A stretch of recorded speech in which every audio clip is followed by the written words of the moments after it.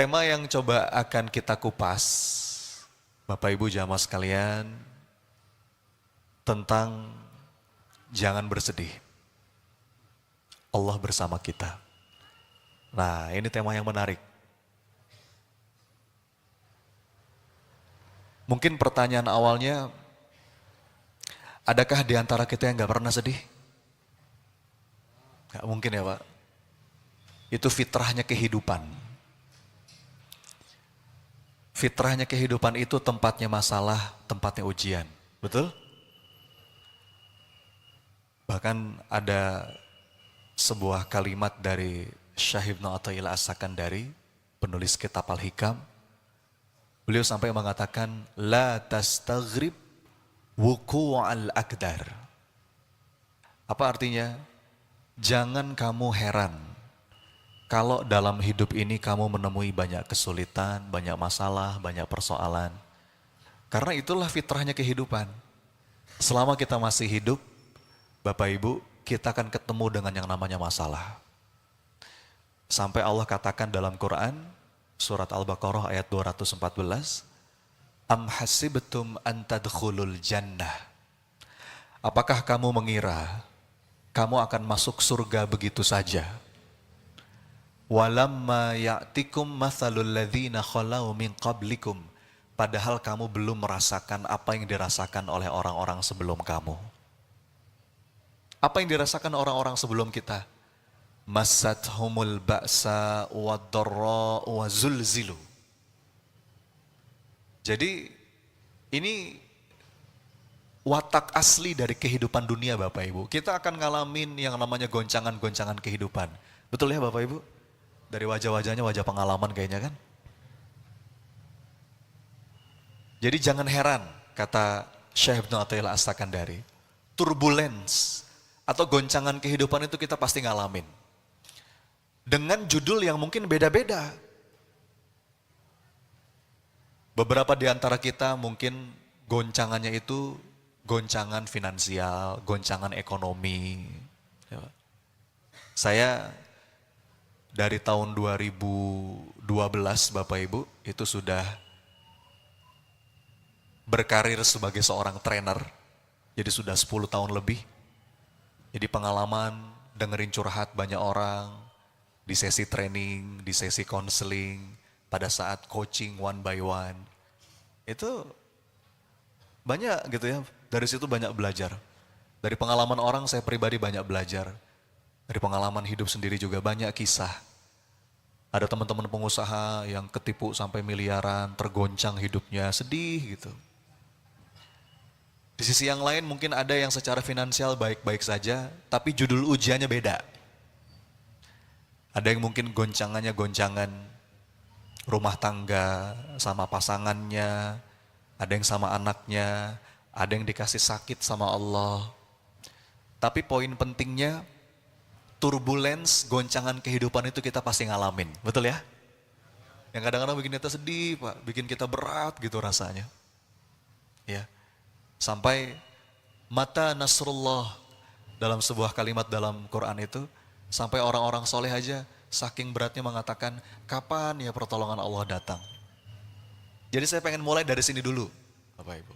Kita fahami dulu yang namanya fitrah kehidupan. Bahwa hidup itu emang tempatnya masalah. Walaupun ada pepatah yang mengatakan, badai pasti berlalu. Betul nggak kalimat itu? Ya kalimatnya betul Pak, tapi kurang lengkap. Kalau boleh kita lengkapi, yes badai pasti berlalu, tapi selama kita masih hidup di dunia, begitu satu badai berlalu, nanti ada datang lagi yang lain, gitu ya Pak ya. Ya. Jadi biasa aja. Makanya kalau kata Allah dalam Quran surat Al-Hadid ya kalau saya nggak salah. Likaila ta'saw ala ma fatakum wa la tafrahu bima atakum wallahu la yuhibbu kulla mukhtalin fakhur.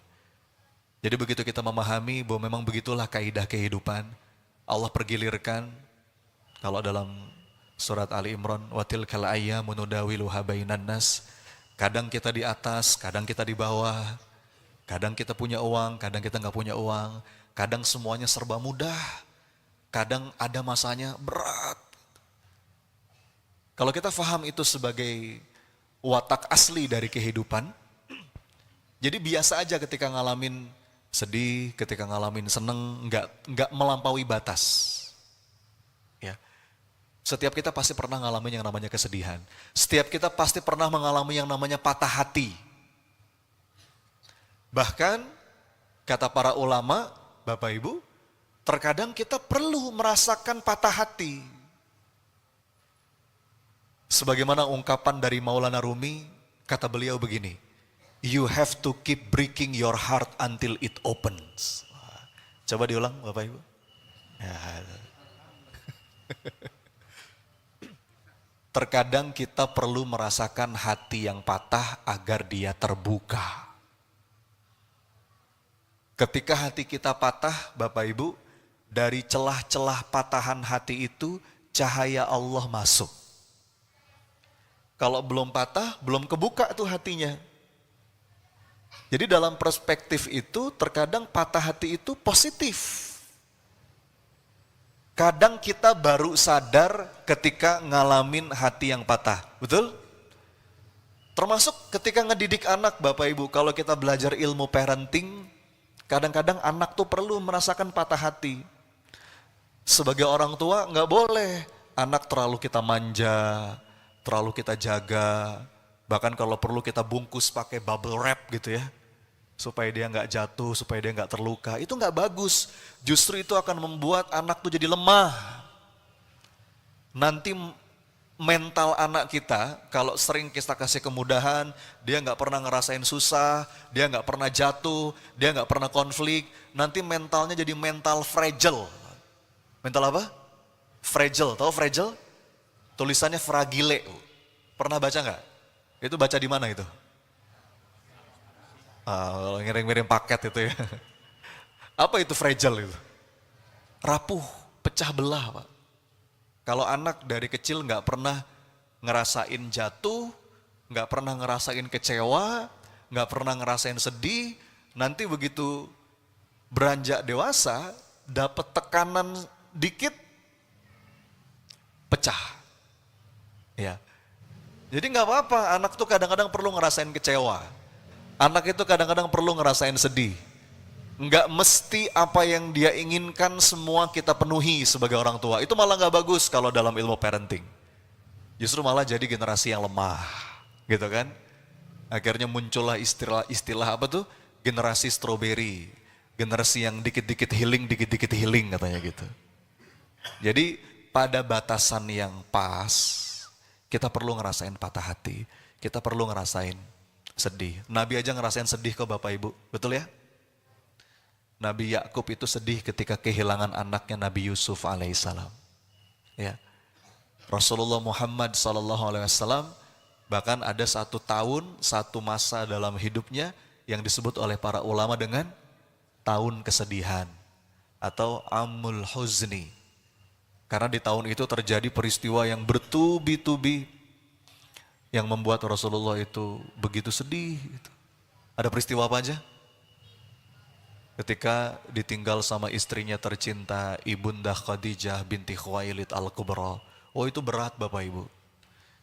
Khadijah itu selalu bersama Nabi, selalu mendukung Nabi dalam setiap langkah dakwahnya, diberikan semuanya untuk suaminya. Rasul begitu mencintai Ibunda Khadijah.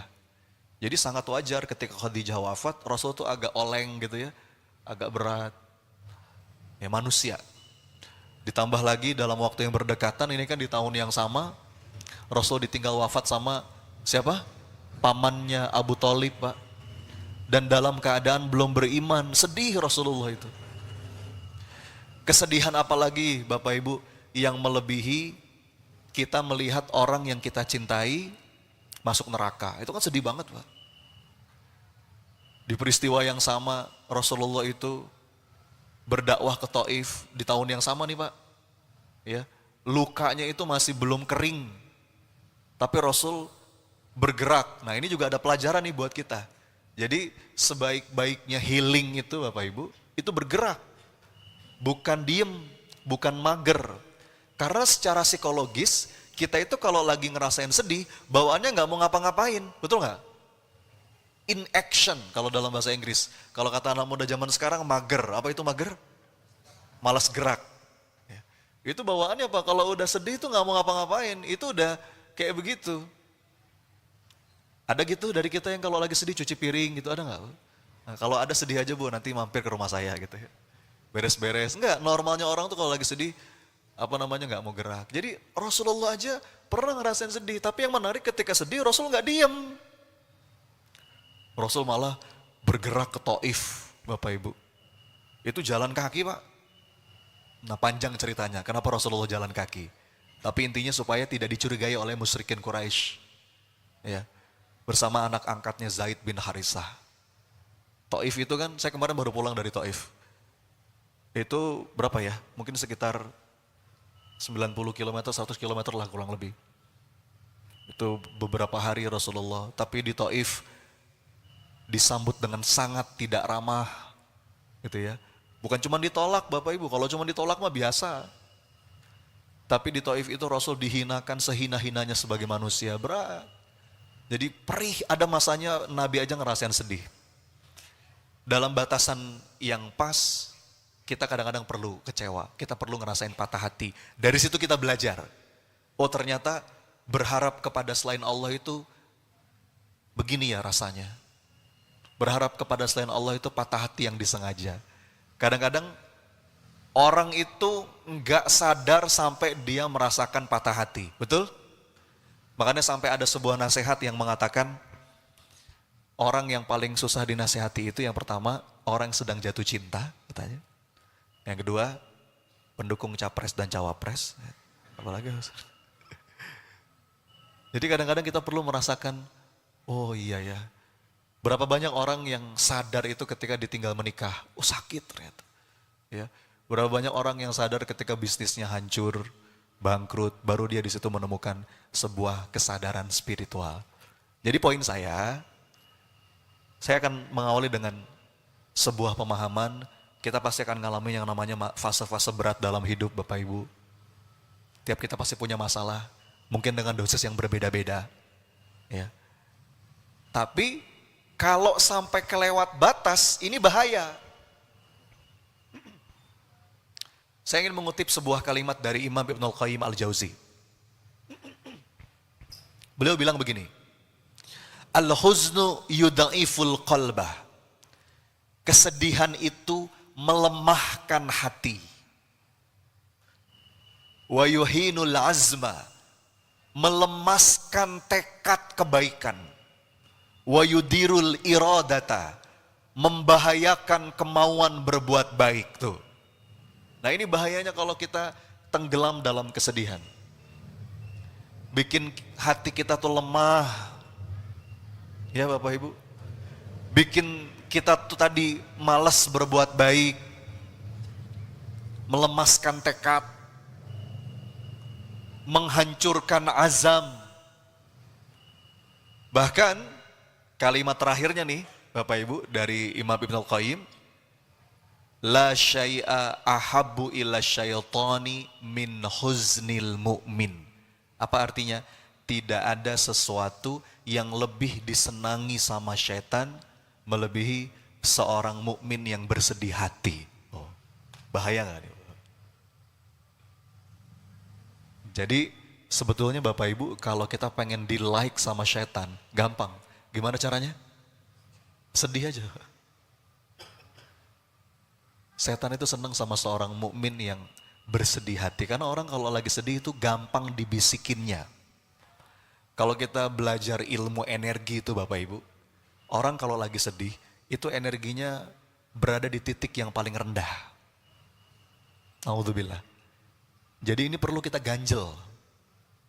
Kalau nggak diganjel itu bisa kebablasan. Kalau kebablasan, efeknya bisa fatal. Sampai bunuh diri, ya. Sampai menyakiti dirinya. Jadi setan tuh seneng sama orang yang sedih. Makanya sering saya sampaikan, kebalikannya. Kalau kita bahagia, kita ridho, kita senyum, itu tuh bukan hal yang kecil di sisi Allah. Bahkan kata para ulama Bapak Ibu, Ibadah hati yang ridho itu bisa lebih berat bobotnya di sisi Allah dibandingkan ibadah sunnah apapun. Ya. Coba sebutin, ibadah sunnah yang paling top itu apa? Apa ibadah sunnah yang paling top? Tahajud. Apa lagi? Hah? Duha. Umroh sunnah kan? Ya. Puasa Daud. Kata para ulama, terkadang ibadah hati yang ridho itu bobotnya bisa lebih berat di sisi Allah dibandingkan ibadah sunnah apapun. Ya, karena tadi orang itu kalau sudah nggak ridho, akhirnya dia mengutuk takdir, complaining. Wow, itu setan paling seneng itu. Bahkan ya Bapak Ibu, kalimatnya itu dalam hadis qudsi ya, kata Allah, malam yashkur ala na'mai walam yasbir ala balai walam yarda biqadai falyakhruj min tahtis samai wal yatlub robban siwai. Ini serius loh Pak ancamannya. Apa kata Allah?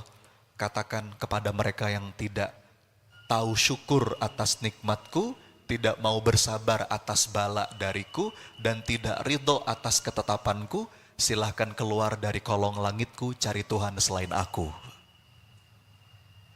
Serius banget ini. Jadi kebalikannya, kalau kesedihan yang terlalu dalam itu disenangi setan, sebaliknya apa? Kalau ada orang yang ridho, yang bahagia, yang happy, yang menerima dengan rela setiap pergiliran takdir kehidupan, itu Allah juga senang. Makanya jangan sepelekan Bapak Ibu wajah yang cerah ceria. Setiap kali ketemu orang tuh enak gitu dipandang. Itu tuh berat di sisi Allah Bapak Ibu. Betul. Karena senyum, ya, cerah ceria, itu tuh ekspresi yang paling nyata dari ridhonya hati seorang hamba. Betul? Iya Pak. Makanya kata Rasulullah, senyum aja sedekah. Ya. Dan itu bisa ngundang rezeki Bapak Ibu. Bisa ngundang rezeki. Ya, ada ini sedikit selingan ya Bapak Ibu. Ada satu kajian ilmiah dari Stanford University. Ini salah satu kampus besar di dunia. Dia itu meneliti Bapak Ibu dahsyatnya senyum. Bagaimana penelitiannya? Jadi dia itu mencoba menghubungkan antara foto wisuda lulusan-lulusannya, ya, dengan nasibnya 20-30 tahun kemudian. Bapak Ibu pernah di wisuda? Punya ijazah kan ya? Nah pulang dari sini Bapak Ibu, kalau masih ada ya, dilihat ijazahnya, lihat fotonya. Itu lagi senyum apalagi baut. Ya. Ternyata apa? Itu ada pengaruhnya. Ini saya serius, saya nggak bercanda. Apa hasil riset dari Stanford University? Mereka-mereka yang ketika wisuda, di fotonya senyum Bapak Ibu. Nanti cek ya dari sini ya. Orang kan kalau wisuda, kalau di ijazah, itu di foto mukanya beda-beda, betul nggak? Ada yang senyum lepas, ada yang cemberut, bener ya? Tegang begitu. Ternyata begitu diteliti, dikaitkan dengan nasib dia 20-30 tahun kemudian. Mereka yang ketika di wisuda fotonya senyum, 20-30 tahun kemudian nasibnya itu jauh lebih baik. Karirnya, keluarganya, finansialnya, meskipun IP-nya nggak seberapa. Dibandingkan mereka yang cum laude tapi ketika di foto tuh cemberut. Wah ini serius Bapak Ibu sekalian. Karena itu senyum itu perlambang optimis. Senyum itu perlambang yakin. Senyum itu perlambang ridho. Dan kalau menurut kajian para psikolog itu, optimisme itu lebih menentukan kesuksesan seseorang dibandingkan intelijensi. Ya. Jadi ada orang pinter, tapi murung terus. Pesimis. Ya. Nah itu masa depannya suram Pak. Tapi di sisi yang lain, mungkin orang secara akademik biasa-biasa aja, tapi dia tuh optimis, happy, tenang. Ya. Nah kecerdasan emosi itu lebih menentukan dibandingkan kecerdasan intelektual. Dan ini urusannya dengan kolbu Bapak Ibu. Ini dengan kolbu urusannya. Ya, Makanya sampai para ulama itu membagi ibadah jadi dua. Ada ibadah zohir, ada ibadah batin. Betul kan? Ibadah fisik, ibadah hati. Bahkan kata para ulama, kalau dua jenis ibadah ini ditimbang dalam mizan, ibadah batin itu bisa jauh lebih berat dibandingkan ibadah zohir. Serius Bapak Ibu. Ya. Ada salah seseorang yang bertanya kepada sahabat namanya Mu'adz bin Jabal. Beliau nanya begini, "Wahai Mu'adz, bagaimana menurutmu kalau ada orang yang ibadahnya banyak banget? Pokoknya ibadah zahirnya banyak lah. Sholat sunnahnya banyak, ya, puasa sunnahnya banyak. Tapi orang ini tuh dalam hidupnya ragu terus. Cemas terus, banyak takutnya, banyak khawatirnya." Apa jawaban Mu'adz? "Aku khawatir keraguannya itu menghapus amal solehnya." Sebaliknya, bagaimana kalau ada orang yang mungkin ibadahnya nggak terlalu banyak, kelihatannya secara zahir nggak soleh-soleh amat lah gitu ya, tapi dia tuh nggak ada sedikit pun rasa ragu, yakin betul, mantep keyakinannya. Apa jawaban Mu'adz? "Semoga keyakinannya itu menghapus salah dan dosanya, mengangkat derajatnya." Ini beberapa dalil Bapak Ibu, bahwa ternyata terkadang ibadah hati itu bobotnya bisa lebih berat di sisi Allah. Ibadah hati itu apa? Ibadah hati itu ikhlas, ridho, tawakal, berbaik sangka, husnudzon, itu semua ibadah hati. Ya. Nah, perkara kesedihan juga perkara batin ini. Jadi senyum, cerah, ceria.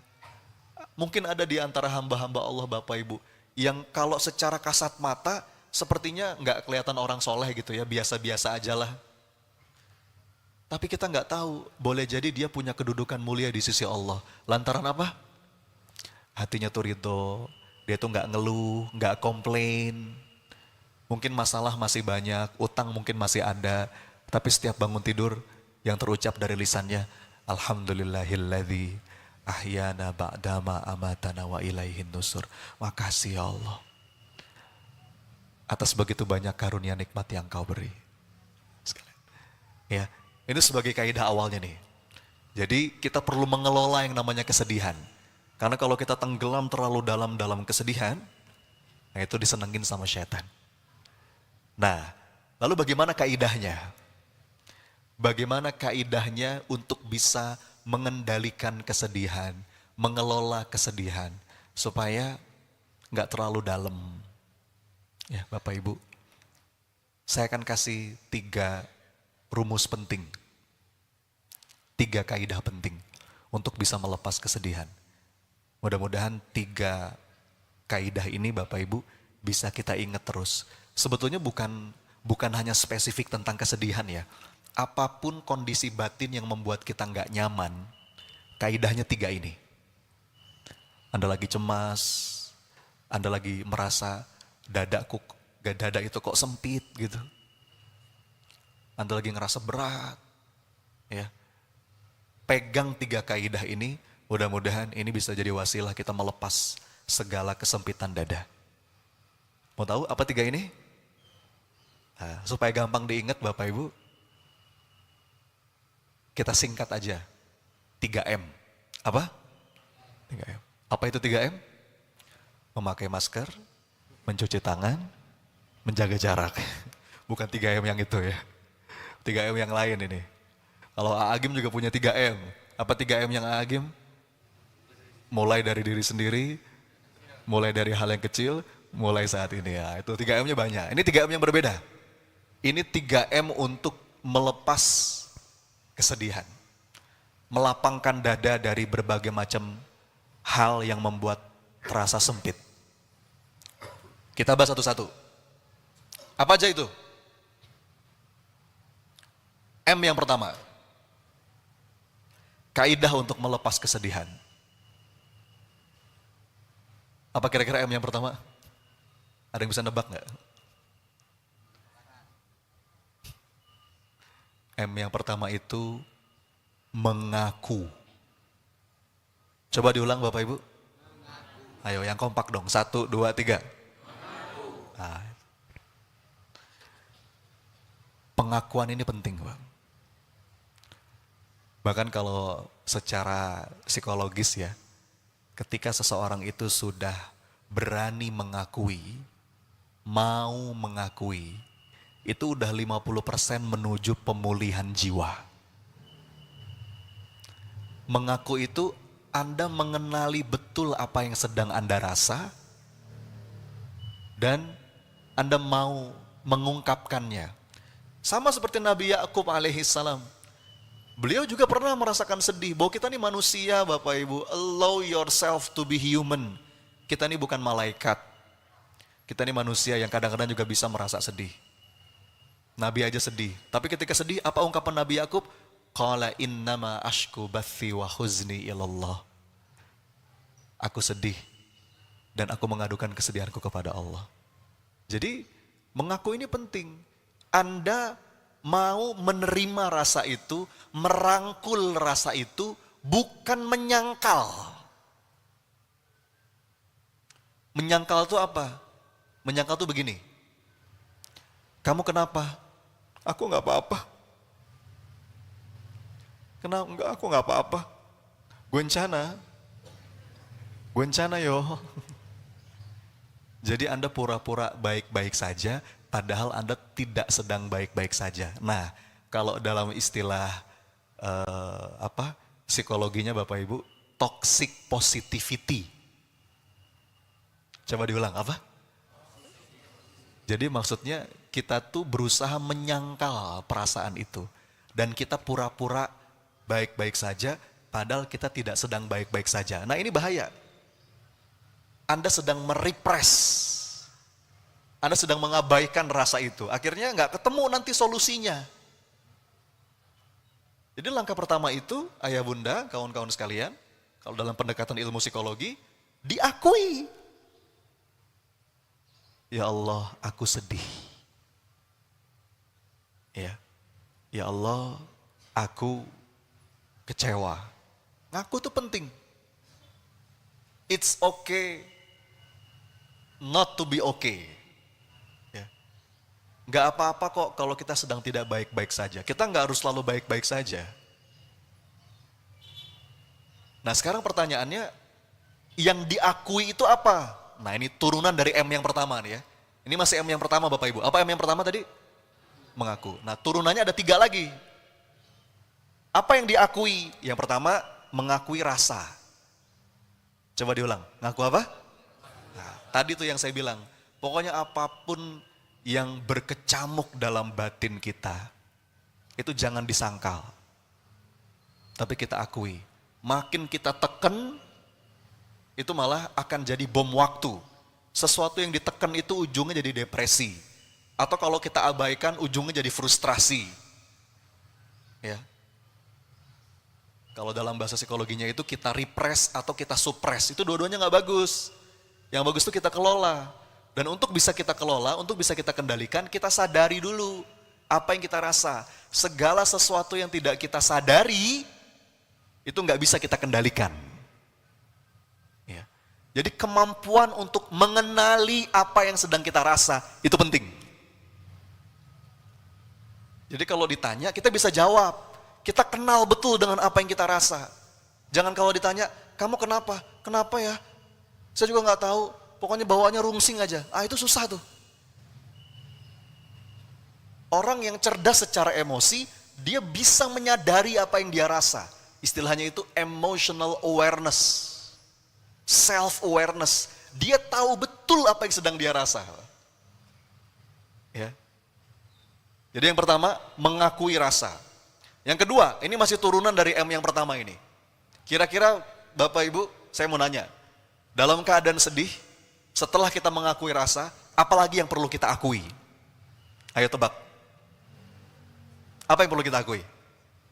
Hah? Nggak kedengeran. Kalau kita ambil urutan doa Sayyidul Istighfar Bapak Ibu. Hafal semua kan? Ya, doa Sayyidul Istighfar hafal? Rugi kalau kita nggak hafal ya. Karena kata Rasulullah, kalau kita baca doa ini setiap pagi, setiap petang itu fadilahnya luar biasa. Siapa yang membaca Sayyidul Istighfar setiap pagi, kalau dia wafat sore hari, maka surga baginya. Ya kan Pak? Tapi kalau dia baca doa ini sore hari, dia wafat pagi harinya, surga baginya. Jadi jangan sampai kita putus nih Bapak Ibu, jangan sampai lupa. Minimal setiap pagi, setiap petang itu baca tuh Sayyidul Istighfar. Ya, gimana kalimat coba? Sama-sama yuk. Allahumma anta rabbi, terus la ilaha illa anta khalaqtani. Tuh. Itu isinya pengakuan tuh Pak. Allahumma anta rabbi, kita mengakui Allah Rabb kita. La ilaha illa anta khalaqtani, Engkau yang menciptakanku ya Allah, enggak ada Tuhan selain Engkau.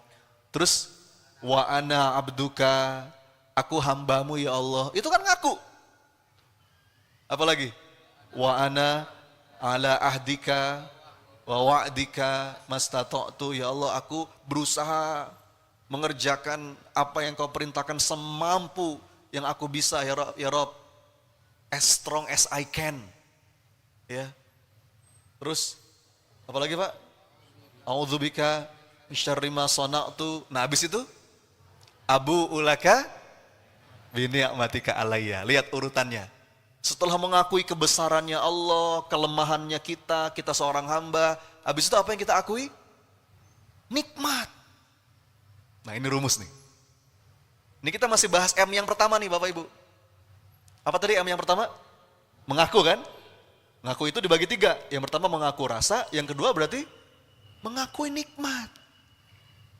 Bahkan dalam doa Sayyidul Istighfar saja, itu yang diakui pertama kali itu nikmat. Karena kadang-kadang Bapak Ibu, yang bikin kita tenggelam dalam kesedihan, kita hanya fokus dengan masalah, dan kita melupakan begitu limpah ruah tercurah nikmat dari Allah. Nah, ini problem. Padahal kaidah dalam Quran itu Bapak Ibu, kalaupun kita lagi ngerasa susah, kalaupun kita lagi ngerasa sulit, maka saya pastikan demi Allah Bapak Ibu, ini nggak pakai insya Allah, ini demi Allah, karena ini kaidah dalam Quran. Dalam setiap satu kesulitan itu minimal bersama dengan 2 kemudahan, itu minimal Bapak Ibu. Dan kita sudah hafal semua ayatnya. Fa inna ma'al usri yusra. Terus inna ma'al usri yusra. Dibahas oleh para ulama Bapak Ibu, ketika Allah menyebutkan kesulitan, di situ ada alif lam. Kalau ada alif lamnya itu berarti ma'rifah, sesuatu yang definitif. Al-usri. Tapi ketika membahas kemudahan, ketika menyebut kemudahan, nggak pakai alif lam. Bukan al-yusra, tapi yusra saja. Gimana? Fa inna ma'al usri. Oh, nggak ada alif lamnya kan? Ketika menyebut kemudahan nggak ada alif lamnya, itu berarti nakiroh. Nakiroh itu sesuatu yang indefinitif, yang kemungkinannya lebih banyak. Maka para ulama menyimpulkan, kesulitan di ayat yang kelima dan kesulitan di ayat yang keenam dalam Quran surat Al-Insyirah ini kan, itu barangnya sama. Kan 2 kali diulang tuh Bapak Ibu. Fa inna ma'al usri yusra. Terus inna ma'al usri, kan 2 kali diulang tuh. Kesulitan di ayat yang kelima dan di ayat yang keenam itu barangnya sama kata para ulama. Kenapa? Ada alif lamnya. Tapi ketika kemudahan gak ada alif lam, kemudahan di ayat yang kelima dan kemudahan di ayat yang keenam tidak sama. Karena gak ada alif lamnya. Maka saya bersumpah Bapak Ibu, demi Allah, kalaupun kita lagi ngerasa susah, lagi ngerasa sulit, lagi ngerasa berat, bersamaan dengan itu, bareng Pak, minimal dengan 2 kemudahan, itu minimal. Jadi kalau Anda mengeluh, Mas, Ustadz, Coach, masalah saya banyak, saya lagi susah, ini masalah saya, A, B, C, D, E, ada 50 kesulitan. Berarti bersama dengan itu, minimal ada berapa kemudahan? 100 Pak, saya jamin itu. Kenapa nggak kelihatan? Karena mata kita ketutup Bapak Ibu. It's all about fokus. Nih, saya kasih analogi. Ini sering saya ceritakan. Ada seorang murid yang bertanya kepada gurunya. Apa kata muridnya? Guru, ajari aku makna kebahagiaan guru. Kata gurunya, beneran kamu mau belajar? Betul guru, aku mau belajar. Tolong ajari aku ilmu tentang kebahagiaan guru. Baik, kata gurunya. Kalau kamu mau belajar, sekarang kamu saya kasih tugas. Tugasnya apa guru? Siapkan segelas air. Bayangin Bapak Ibu ya, ini kita nggak ada air di sini ya. Bayangin segelas air, kebayang? Isi penuh air itu, kata gurunya. Ya. Lalu tugas kamu satu, apa guru? Bawa segelas air itu masuk ke dalam hutan yang di sana. Oh ternyata di situ ada hutan Bapak Ibu, hutan kecil. Kamu susuri hutan itu, kamu jalan terus sampai kamu ke ujung hutan. Sampai kamu keluar. Nanti aku nunggu kamu di situ. Tapi syaratnya satu. Syaratnya apa?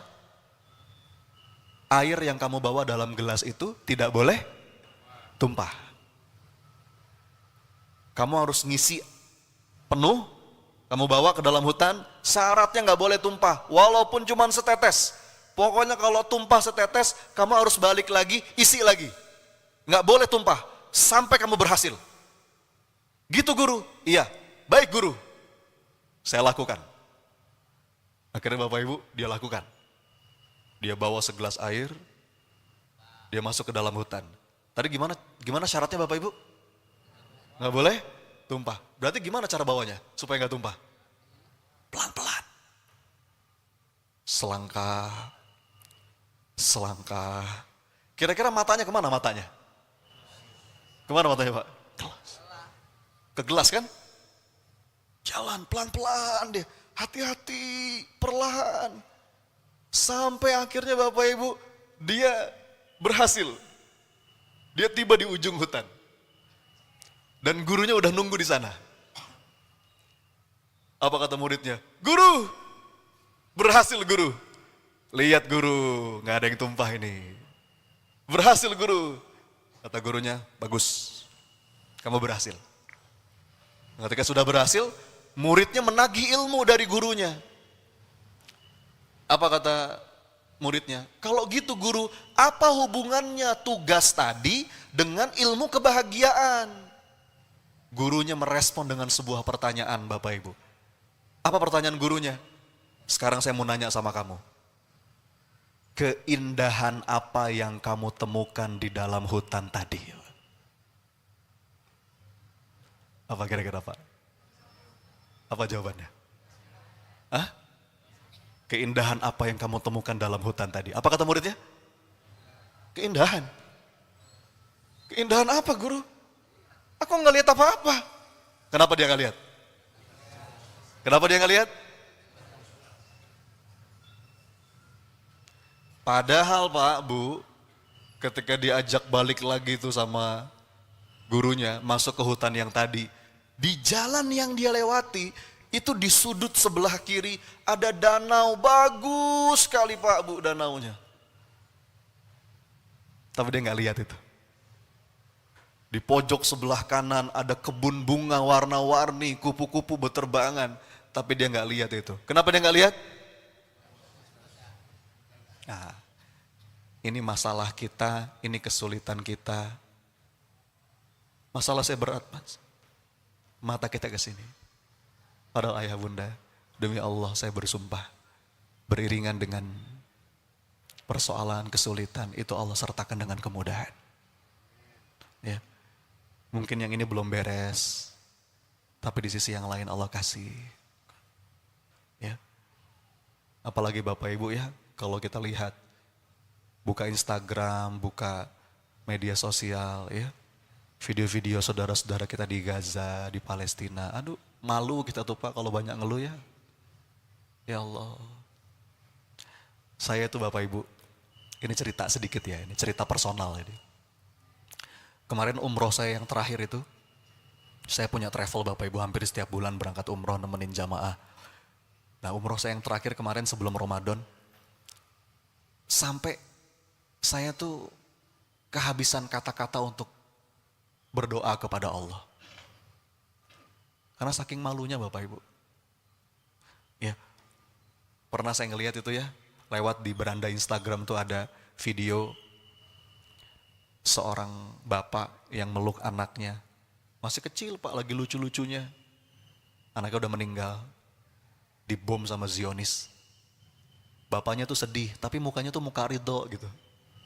Terus dia bilang sama anaknya pakai bahasa Arab, "Nah, ketemuan lagi di surga ya."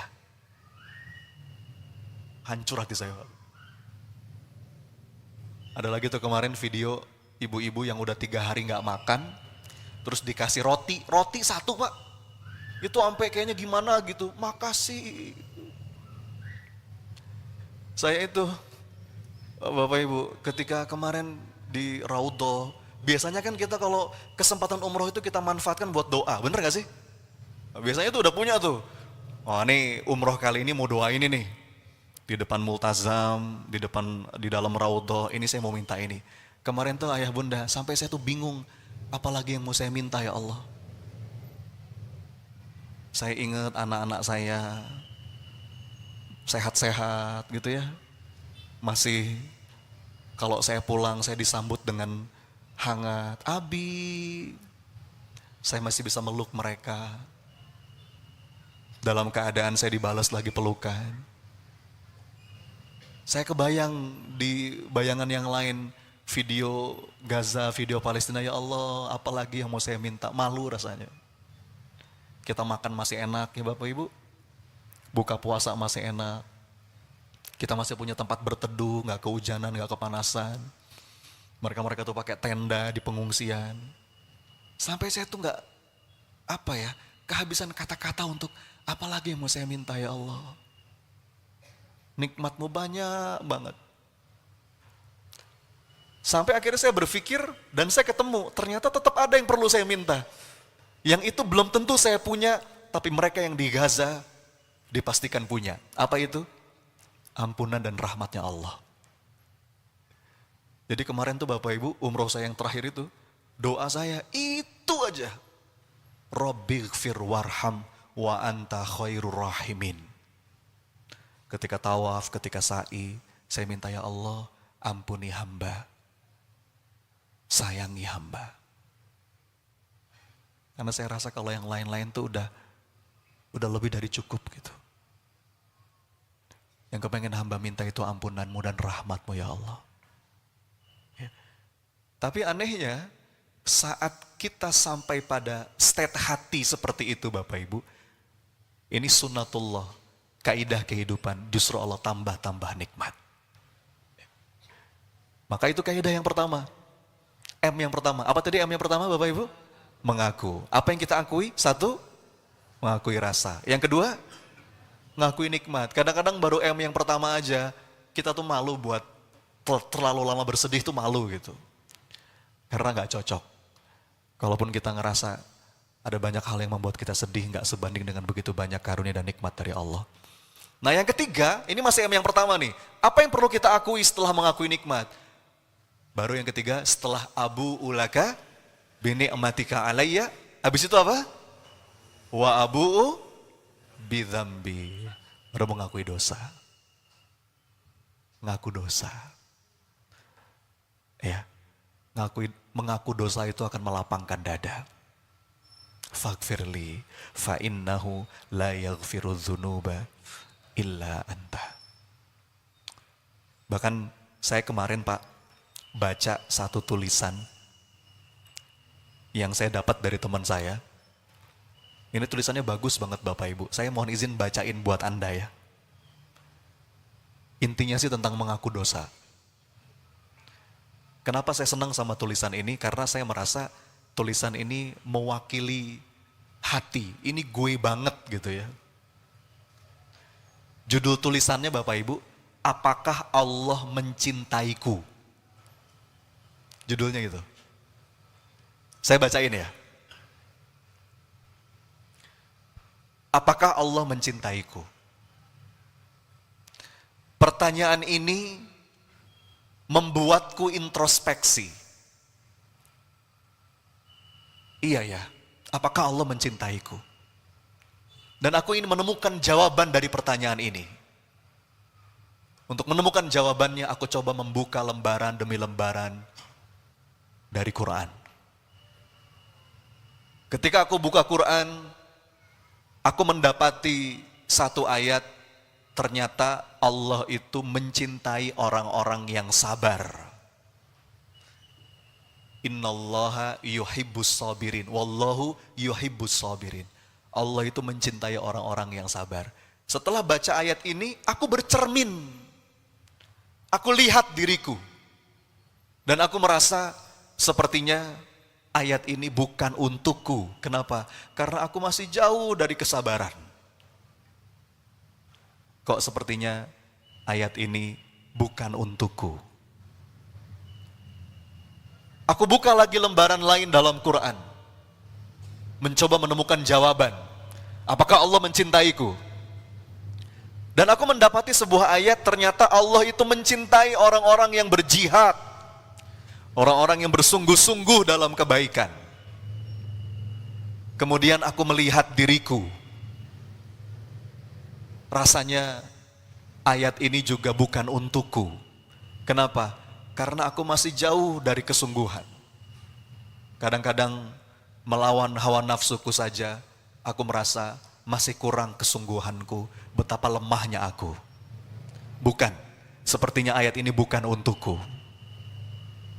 Aku buka lagi lembaran lain dalam Quran. Aku ingin menemukan jawaban, apakah Allah mencintaiku?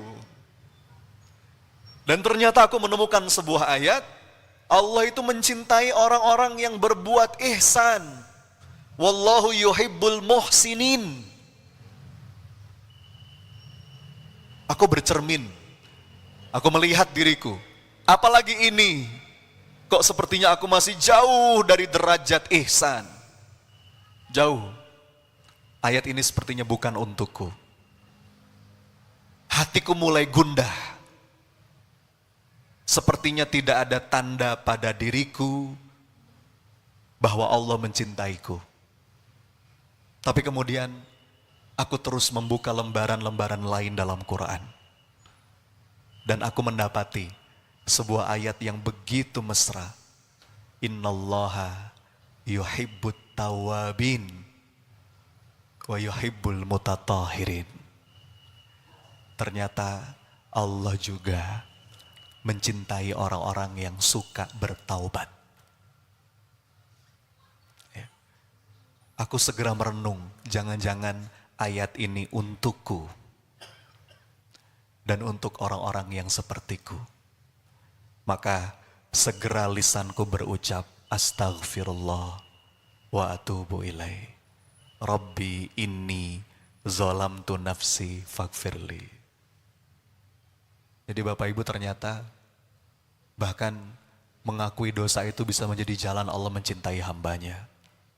Ya, kalau kita, kata salah seorang ulama namanya Imam Ibn Rajab, seandainya kita tidak mampu bersaing dengan orang-orang soleh dalam amal-amal kebaikan, maka bersainglah dengan para pendosa dengan istighfar-istighfarnya.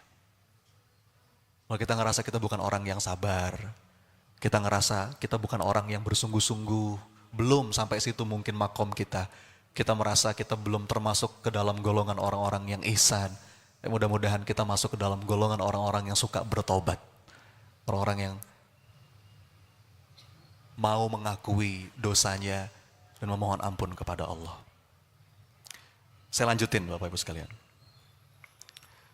Itu M yang pertama. Apa M yang pertama? Mengaku. M yang kedua. Kita sedang membahas 3 kaidah melepas kesedihan. Yang pertama apa? Mengaku. M yang kedua apa kira-kira? M yang kedua saya sebut dengan mengadu. Coba diulang. Apa? Yang kompak. 1, 2, 3. Ya. Mengadu. Mengadu kepada Allah Bapak Ibu, itu adalah penyembuh bagi hati yang terluka, pikiran yang bimbang, dan jiwa yang terluka. Datang kepada Allah, mengadukan segala resah, mengadukan segala rasa. Bahkan dalam sebuah hadis kata Nabi, ayah bunda yang dirahmati Allah, dalam urusan sekecil apapun mengadulah kepada Allah. Ya. Bahkan dalam urusan sandal yang putus aja ngadu. Coba saya mau nanya Bapak Ibu, jujur ya, jujur nih, pernah nggak kita sandal yang putus, terus angkat tangan, ya Allah, sandalku putus ya Allah. Pernah? Iya, itu Pak. Bahkan Rasulullah ngajarin sandal yang putus aja ngadu. Kalau kita biasanya Bu, sandal putus, apa yang diingat? Toko, ini beli baru. Nah, Rasulullah ngajarin untuk urusan sekecil apapun, mengadulah kepada Allah. Dan kalau bisa Bapak Ibu, anak cucu kita, ajarin yang kayak gini. Dalam urusan sekecil apapun, nak, bilang sama Allah. Ya, kemarin anak saya yang nomor 3 tuh, yang paling kecil, masih 4 tahun. Tiba-tiba dia ngomong, Abi, baby mau martabak katanya. Apa kata uminya? Nah, bilang dulu ya sama Allah. Abi sama umi itu rezekinya dari Allah. Kalau Allah nggak kasih, nggak bisa Abi beliin kamu martabak. Oh gitu ya Bi? Iya. Angkat tangan dia. Ya Allah, baby mau martabak. Amin. Nah, habis itu baru saya pesan GoFood Bapak Ibu. Ini ngajarin anak logika tauhid. Sampai gede nanti dia faham bahwa untuk urusan sekecil apapun bilang ke Allah. Gitu ya. Jadi Bu, kalau mau apa-apa, kemana Bu? Bilang ke Allah. Boleh di sebelah kuping suami nggak apa-apa. Katanya mempercepat ijabah. Mengadu. Untuk urusan seremeh apapun. Jadi kadang-kadang kalau kaidahnya itu Bapak Ibu, la ahadun a'lamu bihammi aktsaru mir rabbi. Tidak ada yang paling tahu setiap lintasan hati kita melebihi taunya Allah. Jadi sebetulnya kita tuh doa bukan ngasih tahu Allah. Allah udah tahu apa yang kita rasa. Tapi Allah kepengen seorang hamba itu datang dan ngadu. Karena itu menunjukkan kelemahan kita. Dan menunjukkan rasa butuh kita sebagai seorang hamba. Dikit-dikit ya Allah. Dikit-dikit ya Allah. Makin sering kita datang Bapak Ibu, Allah tuh makin seneng. Bahkan kadang-kadang gak perlu kita ungkapkan. Ya kadang-kadang Bapak Ibu, makanya doa tuh sebetulnya gak perlu terlalu spesifik. Ya. Masih ada nggak di sini kalau doa tuh spesifik gitu? Ya Allah pengen punya mobil warna merah mereknya ini kalau bisa tahun depan. Pengen punya suami yang kumisan, gaji sekian juta per bulan. Bahkan kalau Anda perhatikan ya, doa-doa monumental para nabi yang Allah abadikan dalam Quran, itu seringkali nggak spesifik Bapak Ibu. Coba, doanya Nabi Yunus ketika di dalam perut ikan. Doanya spesifik nggak? Ya Allah keluarkan aku dari perut ikan, di tempat yang enak, banyak makanannya ya Allah, kalau bisa kaumku udah beriman. Gitu nggak doanya? Isinya cuma ngaku dan ngadu Bapak Ibu. Gimana? La ilaha illa anta subhanaka.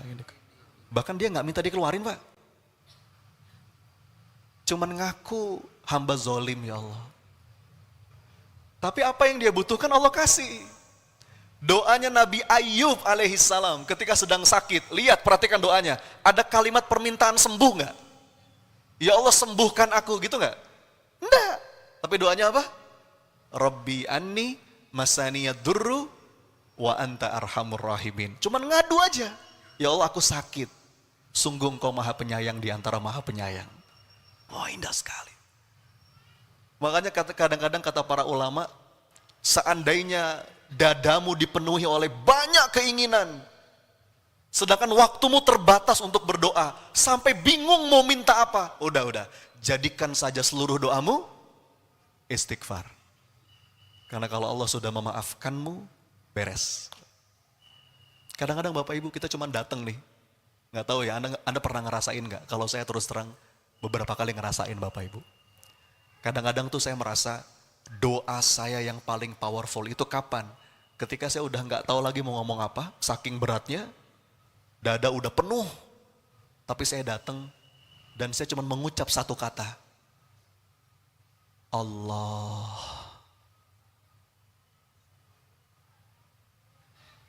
Apa kata Allah? Aku ngerti. Jadi ngadu itu Bapak Ibu, melapangkan dada. Sholat itu momentum kita untuk mengadu. Makanya kata Rasulullah, sholat itu istirahat. Sholat itu istirahat. momentum kita untuk mengadukan segala resah. Salat itu jeda. Ya. Nah itu 2 kaidah. Yang pertama, kaidah melepas kesedihan. 1 apa? Mengaku. Apa yang kita akui?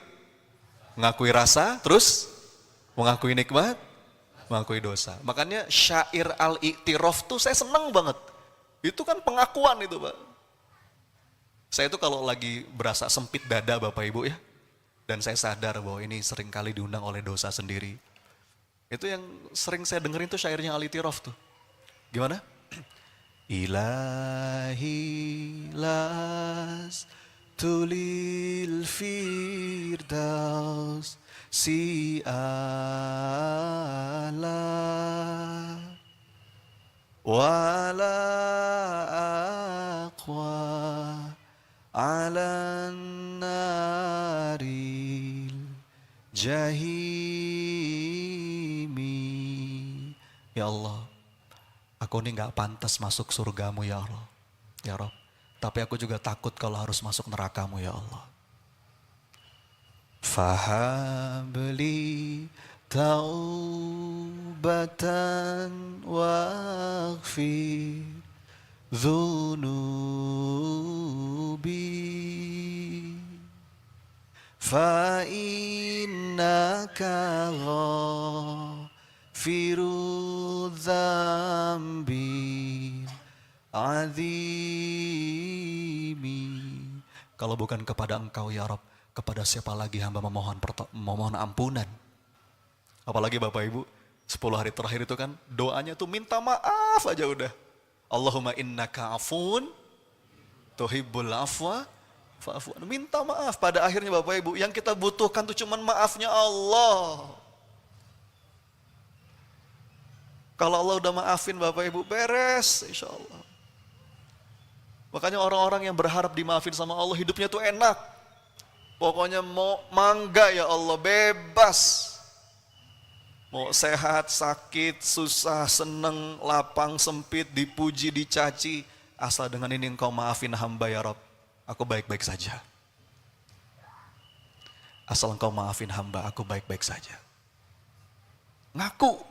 Ngakui rasa, ngaku nikmat, ngaku dosa. Yang kedua apa? Setelah mengaku apa? Mengadu. Biasain Bapak Ibu. Dalam urusan sekecil apapun, mau ke toko buku, ya Allah tuntun. Tunjukkan buku-buku terbaik yang bermanfaat. Mau ketemu orang, mau ketemu klien, mau jualan, ya, mau negosiasi, mau buka praktek, buka toko, berangkat ke kantor, angkat tangan dulu. Ya Allah, temani hamba. Bismillahi tawakkaltu 'alallah la haula wala quwata illa billah. Nah, itu melapangkan dada. Doanya saja itu melapangkan dada. Perkara bagaimana cara pengabulan doa dari Allah, itu urusan lain. Makanya kalau kata Sayyidina Umar, aku nggak pernah khawatir apakah doaku dikabulkan atau tidak. Enggak. Pokoknya setiap kali seorang hamba itu berdoa, diilhamkan hatinya, lisannya untuk berdoa, itu berarti tanda Allah hendak memberinya karunia dalam bentuk yang paling baik pada waktu yang paling tepat.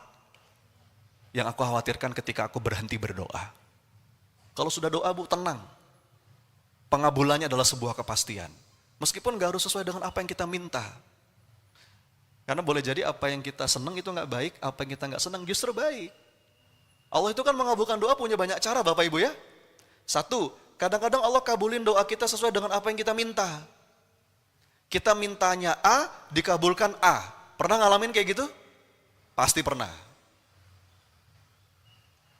Pasti pernah, ada masanya. Tapi ada masanya kita minta A, Allah kabulkan B. Kenapa? Karena menurut Allah B itu yang lebih baik dan lebih kita butuhkan. Kadang-kadang mata kita ke A terus. Ya Allah, A, pokoknya A. Gak mau yang lain.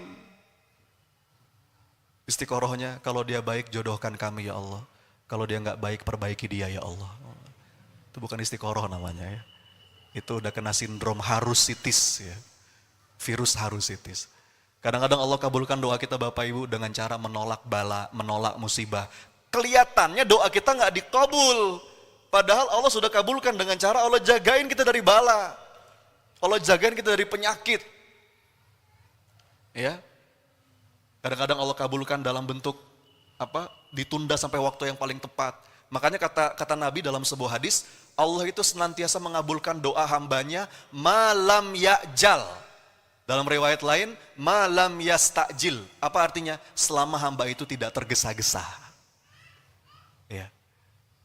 Justru hamba yang tergesa-gesa itu tertolak tuh doanya. Sahabat nanya, ya Rasulullah, ma'al istijal, apa itu hamba yang tergesa-gesa? Mereka yang berdoa, tapi setelah berdoa mereka mengatakan, mana? Mana? Aku udah berdoa, tapi mana? Nah itu namanya istijal. Tergesa-gesa dalam doa. Yang gitu-gitu tertolak tuh. Udah kalau sudah doa tenang, ngadu kepada Allah beres. Ya, mengaku mengadu. Terakhir yang ketiga Bapak Ibu, M yang ketiga, apa kira-kira? M yang ketiga, untuk melepas kesedihan, M yang ketiga itu adalah menyibukkan diri dengan amal soleh. Ya, sebagaimana yang tadi saya sampaikan di awal, di antara penyembuh kesedihan hati itu adalah sibukkan diri kita dengan amal-amal positif. Sibukkan dengan kegiatan-kegiatan yang positif. Jangan diikutin, memang dorongannya mager kalau lagi sedih itu. Rasulullah ketika kehilangan Ibunda Khadijah, kehilangan pamannya Abu Thalib, Rasulullah nggak diem, Rasul bergerak, berangkat ke Taif untuk berdakwah. Ya, jadi mudah-mudahan dengan kesibukan itu bisa menjadi obat hati yang terluka. Semoga tiga ini ada manfaatnya, ayah bunda yang dirahmati Allah. Dan bisa kita jadikan tools, jurus yang kita bawa setiap kali kita sedang ngerasa sedih, gak enak hati, dada yang ngerasa sempit. Jurusnya 3M, yuk kita bungkus. Apa itu? M yang pertama apa? Mengaku, ngakui rasa, mengakui nikmat, ngaku dosa. M yang kedua? Mengadu, ngomong sama Allah, dikit-dikit ya Allah, dikit-dikit ya Allah, sedikit-sedikit ya Allah. Dan M yang ketiga apa? Menyibukkan diri dengan amal soleh, dengan kegiatan yang positif. Semoga tiga itu bisa menjadi obat bagi hati kita. La tahzan, innallaha ma'ana. La tahzan, innallaha ma'ana. Atur nuhun, setelah ini Bapak Ibu, ada sorban infak ya, bagi yang mau bersedekah di sore hari ini. Sambil nanti saya buka sesi tanya jawab. Bagaimana? Ada Q&A dulu, silakan. Barangkali ada yang mau didiskusikan, 1-2 orang dipersilakan.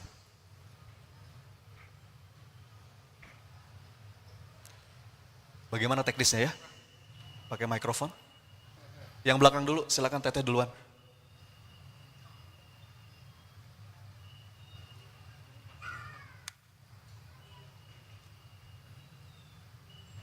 Bismillahirrahmanirrahim. Nama saya Bu Ella dari Tasik. Silakan Bu Ella. Ini ya karena saya mungkin ya sudah lansia, terus apa yang diberikan oleh Allah barusan lewat Pak Ustadz sangat bermanfaat, sangat ingin melakukan seperti itu, tapi saya kan jadi doa apa yang harus saya baca atau agar ilmu yang Pak Ustadz berikan itu napel gitu atau bisa bisa ditransferkan ke anak gitu. Inginnya seperti itu, tapi saya kan suka barho Pak Ustadz, jadi pas bubar teh poho gitu. Jadi bagaimana saya agar bisa ilmu yang Pak Ustadz berikan itu napel dan bisa ditransfer nanti ke anak. Ya, Pak, ya, makasih. Terima kasih Bu Ella dari Tasik. Sebetulnya kalau boleh saya kasih saran Bu, cukup Ibu dawamkan dan hayati zikir pagi dan petang. Karena itu isinya udah indah banget. Tadi itu ya, dalam zikir pagi petang itu ada doa Sayyidul Istighfar. Tapi kalau bisa bukan cuma dibaca, bukan cuma dihafal, tapi mulai menghayati, menjiwai maknanya. Ya, setiap pagi Ibu baca tadi Allahumma anta rabbi, la ilaha illa anta khalaqtani, ya Allah engkaulah Robku, abu'u laka bi ni'matika alayya, aku akui nikmat yang begitu banyak engkau berikan kepadaku, wa abu'u bi dzambi, gitu Bu. Jadi kalau mau tips yang praktis, hayati, jiwai betul setiap bacaan zikir pagi dan petang. Kan banyak versinya tuh ya, boleh yang mana aja. Tapi itu bagus banget. Saat kita sedang resah, takut, nanti takut terjadi gimana, kita hayati bacaan Bismillahilladzi la yadurru ma'asmihi syai'un fil ardi wala fis sama wa huwas samiul alim. Ketika ibu lagi gundah, ada sebuah kejadian yang itu kerasa berat di hati, kita baca doa raditu billahi rabba wa bil islami dina wa bi Muhammadin sallallahu alaihi wasallam nabiyya wa rasulah. Jadi sebetulnya kalimat-kalimat zikir yang sering kita baca pagi dan petang itu udah sangat mewakili, Bu. Itu isinya ada pengakuan, ya. Isinya itu kita ada ngadu, ya. Kita minta yang baik-baik. Allahumma inni as'alukal afwa wal afiyah fid dunya wal akhirah. Ya. Allahumma inni as'alukal afwa wal afiyah fid dini wa dunyaya wa ahli wa mali. Jadi Bu Ella, salah satu tips praktis dari saya, sebetulnya tinggal dirutinkan aja. Ya, zikir pagi petangnya, tapi kalau bisa bukan cuman dibaca, tapi betul-betul dihayati. Kayak doa raditu billahi robba, itu kan kita dari TK udah hafal. Betul ya Bu? Itu doa anak-anak. Tapi kalau sudah kayak kita kan Bu, bukan anak TK lagi ya Bu ya. Ibu Ella TK berapa? Kelasnya udah beda, bukan cuman baca, tapi dihayati. Raditu billahi robba itu ya Rob, hamba ridho engkau Rob hamba yang mengatur segala urusan hamba. Ketika mungkin ada 1-2 kejadian yang itu nggak sesuai dengan kita harapan, dengan harapan kita, dengan keinginan kita baca doa itu. Ya Allah, hamba yakin apa yang kau tetapkan pasti lebih indah, lebih baik daripada apa yang hamba inginkan. Jadi Bu, itu aja sebenarnya. Kan itu nggak tebel ya. Ada zikir pagi petang yang tipis tuh. Jiwai itu, baca itu, hayati artinya, itu udah melingkupi tuh Bu. Itu harusnya jadi obat, jadi penyembuh segala bentuk kesempitan dada. Gitu ya Bu Ella, itu tugasnya. Wah, saya ngasih PR nih buat Bu Ella. Atur nuhun. Ada lagi yang lain? Boleh dari Ikhwan yang paling depan.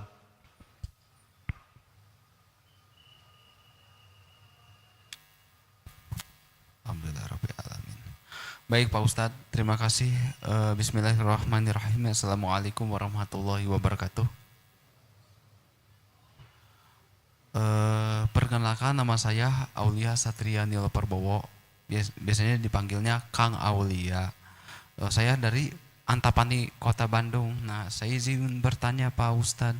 Nah, seorang musisi kan diakui kan oleh sekeluarganya juga, teman-temannya juga yang mau bekerja sama. Nah, misalkan kalau tentang musisi itu kayak pemusik gitu loh. Jadi seorang musisi itu kalau pemusik, dia kan ngulik-nguliknya maunya diri sendiri. Nah, apakah saya itu kalau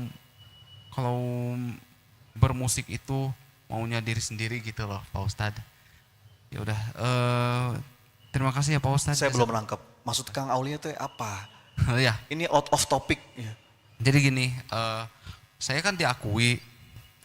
Kalau diakui pertanyaannya apa?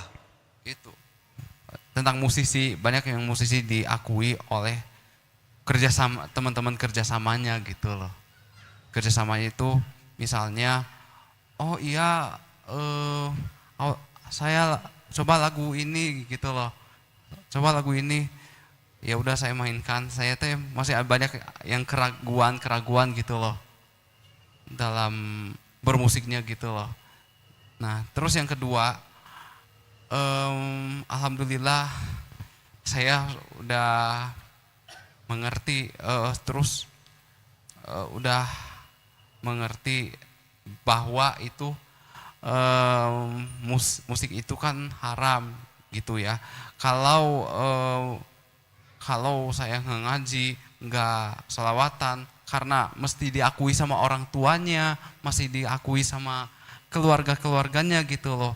Banyak yang memesan, yang pesan-pesan lagunya, dan terus banyak ya. yang like gitu loh di Ya oke, TikTok. Kang Aulia.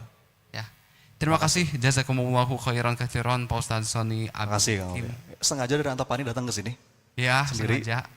Saya sengaja ke sini karena saya masjid favorit saya adalah Darut Tauhid. Oh, Masya Allah. Makasih. Terima kasih ya jazakumullahu khairan. Assalamualaikum warahmatullahi wabarakatuh. Waalaikumsalam. Ya, saya berusaha meraba-raba pertanyaannya Bapak Ibu ya. Karena out of topic. Tapi saya jawab sebisanya aja. Yang pertama, tadi kalau perkara musik halal haram itu babnya bab fikih lah ya. Saya nggak masuk ke situ. Tapi intinya yang saya tangkap ya, Kang Aulia ini sedang berusaha untuk berkarya gitu ya Bapak Ibu ya. Sedang berusaha untuk berkarya dan dalam proses berkarya itu kadang-kadang kita butuh untuk mendapatkan pengakuan. Gitu ya Pak, kurang lebih dari sekitar. Itu proses yang harus kita jalanin. Tapi mungkin jawaban ringkasnya Kang Aulia Ya. dalam perjalanan kita berkarya, apapun nggak harus musisi ya, apapun nanti yang sedang Kang Aulia usahakan untuk dikaryakan, yang pertama pastikan rambu-rambunya sesuai dengan syariat, tidak melanggar batas syariat. Yang kedua niatnya itu untuk ibadah, tulus, ikhlas, dan yang ketiga punya nilai manfaat buat orang lain. Terima kasih. Perkara pengakuan dari sekitar itu hanyalah efek samping aja nanti. Side effect, unintended side effect. Gitu ya Kang? Gitu aja ya, Oke. jawabannya ya. Ya, terima kasih. Jazakallahu khairan. Ada lagi? Yang di belakang dari tadi, silakan Teteh. Assalamualaikum warahmatullahi wabarakatuh. Waalaikumsalam warahmatullahi wabarakatuh. Izin bertanya ya Pak Ustadz. Saya sudah bertahun-tahun, belasan tahun kali ya Pak Ustadz, merasa tersakiti terus oleh saudara. Dari kita bersedih, dari kita kecewa, semua itu udah kita rasain sekeluarga. Bahkan sampai setelah setahun lebih suami meninggal, sikapnya, perilakunya belum juga berubah. Kalau dulu saya seringnya kan nangis, ngadu, sedih gitu-gitu aja Pak Ustadz, kayak tidak mendapat solusi. Kalaupun saya mengadu ketika suami dulu masih ada, udah sabar aja. Karena kita rumahnya emang bersebelahan gitu Pak Ustadz. Lalu saya juga belum pernah berani untuk menegur, karena suami saya memang melarang. Kalau kamu menegur pasti nanti jadinya rame. Akhirnya sini-sini saya cuma bisa mengadu, minta yang baik sama Allah. Cuma kok sampai bertahun-tahun, sampai dari anak saya kecil sampai sekarang anak-anak saya sudah dewasa. Memang saya belum pernah menegur secara langsung, cuma saya tunjukkan kalau saya kecewa dengan sikap dia. Kenapa dia kok terus-menerus gitu, mengusik keluarga saya gitu. Sampai dia membuang kotoran, sampai dia memfitnah. Bahkan setelah suami saya nggak ada. Sampai saat ini saya masih bisa terus mendoakan yang ngadu. Begitu seperti kata Pak Ustadz. Dan itu membuat saya bahagia karena ternyata bukan saya yang berbuat seperti itu. Tapi kan saya juga pingin gitu ngelihat saudara saya ini. Apa dia berubah, bahkan di bulan Ramadan ini. Dia tidak berpuasa, bahkan dia minum kopi di luar. Dan itu banyak yang tahu semua. Bahkan dia mengumpulkan teman-temannya yang pencinta burung, sampai rumah saya Iya, penuh baik, kotor. cukup. Saya Ya. nangkep poinnya. Saya ingin hati saya tuh bisa lebih lapang, Itu lebih dia. bahagia gitu Pak Ustadz, Oke. walaupun dalam kondisi saya tersakiti. Ya, Terima kasih Pak Ustadz. terima kasih Teteh. Warahmatullahi wabarakatuh. Waalaikumsalam warahmatullahi wabarakatuh. Ada beberapa hal yang akan membuat dada kita lapang. Fahami dalam hidup ini, Bapak Ibu, ada yang namanya peta kendali. Coba diulang, apa? Peta kendali. Peta kendali itu apa? Ada sesuatu yang itu dalam kendali kita, dan ada sesuatu yang itu di luar kendali kita. Kenapa orang jadi stres, jadi overthinking, dadanya sempit? Karena fokusnya pada apa-apa yang di luar kendalinya. Padahal yang dihisap sama Allah itu hanyalah apa-apa yang ada dalam kendali kita. Sekarang saya nanya Bapak Ibu, sikap orang, pandangan orang, omongan orang, itu dalam kendali apa di luar kendali? Jawab yang tegas. Ya. Ini kabar bahagianya Bapak Ibu ya. Ini kalau Bapak Ibu dengar kabar ini harusnya bahagia. Apa itu? Sesuatu yang di luar kendali kita, itu nggak ada hisapnya buat kita. Ya. Makanya saya bersumpah, demi Allah, dizolimi, dihina, direndahkan, gak ada bahayanya sedikit pun. Yang depannya di itu gak bahaya, Pak. Yang bahaya itu yang depannya me. Apa me, Pak? Menzolimi, menipu, menghina, merendahkan. Jadi Bu, Bunda, Teteh, dada kita akan lapang kalau kita fokus pada apa-apa yang ada dalam kendali kita. Ya. Dan kalaupun termasuk Pak, sikap pasangan, sikap anak, sikap orang-orang yang kita cintai, itu dalam kendali apa di luar kendali? Luar kendali. Kalau sikap orang-orang yang kita cintai dalam kendali, harusnya nggak ada anak Nabi yang kafir. Nabi siapa yang anaknya kafir? Nabi Nuh alaihissalam. Nabi siapa yang istrinya kafir? Nabi Lut alaihissalam. Nabi siapa yang ayahnya kafir? Nabi Ibrahim alaihissalam. Wanita solehah siapa yang suaminya kafir? Ibunda Asiyah, istrinya Fir'aun. Nabi siapa yang pamannya kafir? Rasulullah Muhammad SAW. Nabi aja nggak bisa memberikan hidayah kepada orang-orang yang mereka cintai. Kita Nabi siapa? Makanya kan dakwah itu hanya menyampaikan. Sebaik-baiknya dakwah itu dimulai dari diri sendiri. Kita nggak bisa, Bu, orang mau ngomong apa, orang mau bersikap apa, itu nggak bisa kita kendalikan. Yang bisa kita kendalikan adalah bagaimana respon kita. Jadi kalau boleh saya sarankan Teh, geser fokusnya. Fokusnya bukan keluar, fokusnya kemana? Ke dalam. The only way out is in, katanya begitu. Semua jalan keluar itu dimulai dari diri sendiri. Apapun yang ada di luar diri kita itu nggak ada efeknya. Yang berefek itu bagaimana cara kita meresponnya. Apalagi sekedar orang ngomong apa, orang berkata apa. Kata Imam Syafi'i, inna ridhon nas ghayatun la tudrok. Berharap semua orang suka sama kita, itu mustahil. Ya. Termasuk sama orang-orang yang kita cintai Bapak Ibu. Pasangan, anak. Makanya banyak orang belajar ilmu parenting. Tapi ilmu parenting itu nggak bekerja. Kenapa? Karena salah mindset. Seakan-akan parenting itu bagaimana cara mengubah anak. Bukan. Jantung dari ilmu parenting itu apa? Bagaimana mengubah diri. Apa? Kalau Anda mengeluh. Jadi, Pak, istri itu dalam kendali apa di luar kendali, Pak? Hah? Ada yang bilang sama saya, kayaknya saya dalam kendali istri, mas saya itu. Bu, suami itu dalam kendali apa di luar kendali, Bu? Yang benar, yakin. Saya soalnya udah kenyang dicurhati sama ibu-ibu soalnya. Mas, suami saya begini, susah mas disuruh sholat. Apalagi sholat subuh, apalagi ke masjid. Makin saya ngotot, makin jadi. Ya itu salahnya. Fahami dulu kaidahnya. Bahwa kita nggak bisa mengubah siapapun. Hidayah itu datangnya dari Allah. Termasuk nih Bu, nih. Ceramah seperti ini nggak bisa mengubah Bapak Ibu. Yang dalam kendali saya apa? Sebagai penyampai, niatnya pastikan ikhlas. Kita sempurnakan ikhtiarnya, soundnya bagus, ruangannya nyaman, masjidnya nyaman. Perkara ini hidayah masuk ke hati Bapak Ibu itu udah bukan kendali saya lagi. Tapi itu wilayahnya siapa? Wilayahnya Allah. Mungkin nggak ada kejadian begini. Dua orang duduk bersebelahan di pengajian yang sama.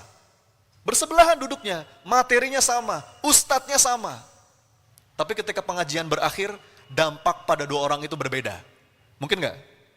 Yang satu habis pengajian, Masya Allah, berubah luar biasa, tercerahkan. Sebelahnya, biasa aja. Mungkin? Kenapa bisa begitu? Karena hidayah itu bukan milik ustadz. Hidayah itu bukan milik da'i, bahkan bukan milik nabi sekalipun. Dalilnya jelas, innaka la tahdi man ahbabta walakinallaha yahdi may yasha. Jadi ini penting Bapak Ibu. Kenapa? Karena kita tuh sering fokus pada apa-apa yang di luar kendali gitu. Enggak. Kalau kita mau menghabiskan energi, mau memusatkan perhatian, pusatkan perhatian kita pada apa-apa yang dalam kendali kita. diri kita, sikap kita, respon kita, ya, apa-apa yang ada di dalam diri kita. Bahkan kata para ulama, siapa-siapa yang fokus memperbaiki hubungannya dengan Allah, maka Allah akan bikin rapi hubungannya dengan orang lain. Ya, artinya Bapak Ibu, apalagi dalam kajian-kajian penyakit hati itu, kadang-kadang kita tuh kalau ikut ngaji tentang tazkiyatun nafs, itu suka fokusnya sama orang, betul ya? Padahal semua yang disampaikan oleh dai itu harusnya kita tujukan kepada siapa? Diri sendiri. Jadi gitu Bu, supaya lapang tuh gimana? Mulai dari diri. Saya pengen mengubah suami, mulai dari diri. Solehahkan diri Anda. Tobat, tempat diri Anda. Berikan pelayanan terbaik. Ya. Doakan dengan doa terbaik. Maka semoga dengan itu Allah lembutkan hatinya. Ya. Sama, kita pengen punya anak soleh soleha. Bagaimana kuncinya? Bapak Ibu, kalau pengen punya anak soleh soleha, kuncinya gampang. 3. Apa? 1. Contoh. 2. Contoh. 3. Contoh. Ya. Dia sendiri Pak. Makanya kata Rasulullah, ibda binafsik. Makanya punten ya Bapak Ibu, saya tuh insya Allah tidak terlalu khawatir dengan kenakalan remaja, kenakalan anak-anak, saya nggak terlalu khawatir. Tapi yang saya khawatirkan adalah kenakalan orang tua. Ya, serius Bapak Ibu. Saya tuh kalau ada anak nakal begini, saya lihat aja orang tuanya. Kalau orang tuanya soleh, sholatnya bener, itu tinggal tunggu waktu aja. Tapi kalau yang nakal orang tuanya, waduh, angkat tangan ya Pak. Jadi artinya poin saya apa? Fokus pada apa yang bisa kita kendalikan. Kalau kita ingin mengubah lingkungan sekitar kita, mulai dari siapa? Mulai dari diri. Tunjukkan respon terbaik, akhlak terbaik, doa terbaik, dan tips berikutnya terus aja Bu doain. Ya. Jadi dengan begitu, kalau kita fokusnya ke diri, insya Allah dada kita lebih lapang.